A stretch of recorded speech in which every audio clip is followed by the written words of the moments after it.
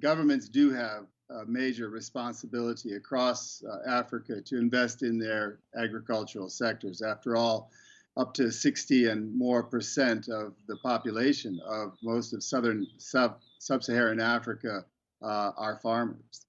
And I think for a long time, governments didn't really see the opportunity of intensifying agriculture through smallholder agriculture, through smallholder farmers, and so they didn't see the opportunity to invest and recoup those investments in higher economic growth. But what we've shown through some investments in the University of KwaZulu-Natal is that, in fact, when you train scientists who develop better technologies, and then you take the effort to get those technologies out to those farmers across the land, they can actually do a lot with it.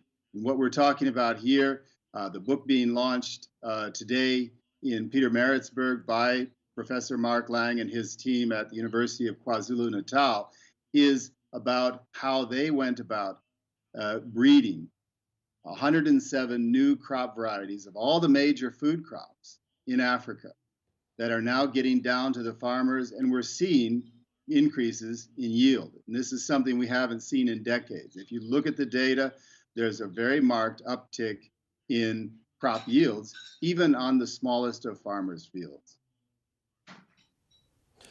Right, Dr. Joe, it's one thing to actually talk about yield, but we need to factor in that the continent and many of the variables are actually changing as it is. Climate change, to start with, maybe 30, 50 years ago, but we didn't have to worry much about that when maybe creating some of these resistant variants right now. How are you adjusting for the fast evolving continent as it is? I mean, of course, in regard to climate change. Well, this was the strategy from the beginning, Arnold. We decided we needed to decentralize the science. We needed to train people from really across the continent, people who know the environments that the farmers are growing their crops in and who can account for that in their selection processes.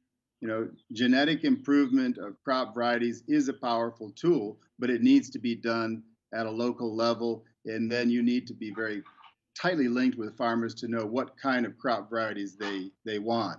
And so in this program, Professor Lang and his associates took what we call a farmer participatory approach, building in the ideas and the desires of farmers in the varieties that were eventually going to be developed. So we've seen rapid uptake of the varieties. 80% of the over 100 new varieties have already been adopted at some commercial level by farmers.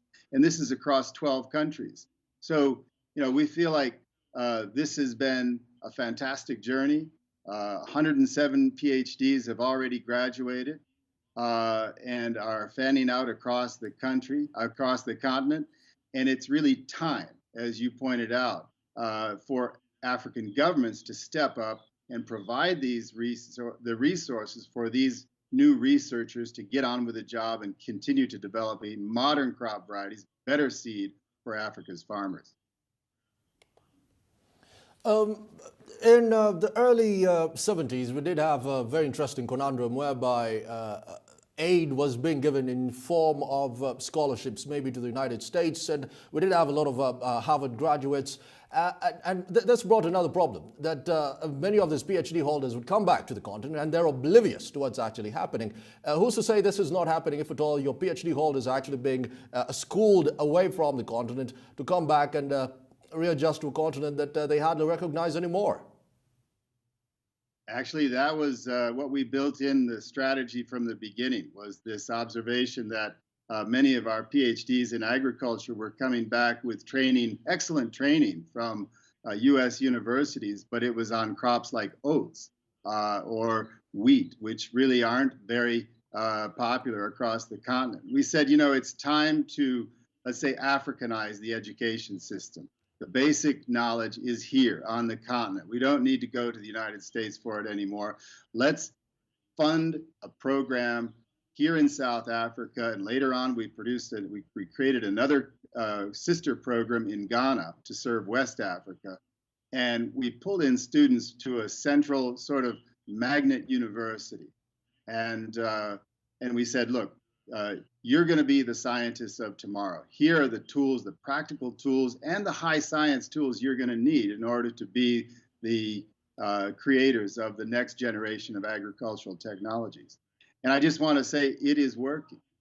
We need more emphasis on this kind of an approach that combines the best of science to create very locally focused agricultural technology providers. And then the other part of the story is it can't just be science. We've got to get into league with private sector. Private sector are the real drivers and deliverers of the seed of these new scientists, and that is working as well. Liberalized seed sectors mean that private SME or small or medium-sized seed companies can get into the business, grow these varieties out, multiply it, put it on the shelf in an agro dealer shop in the villages across the continent, and farmers can finally really get access to it. So, if you will, the breeding is the first part, and it's the critical scientific step that creates a new technology. But the private sector is the one that really has taken the lead in getting the technologies out there.